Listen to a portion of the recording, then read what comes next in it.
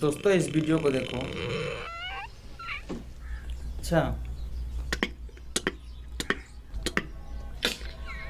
अरे यार, एक नंबर साउंड रियल तरह निकलता है भाई। भाई के पास में टैलेंट बहुत है भाई।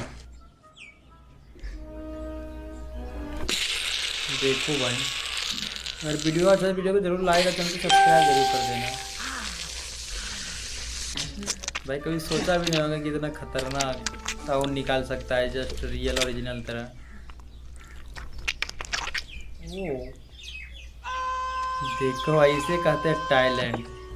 ये वॉइस आर्टिस्ट है भाई, कुछ भी कर सकता है।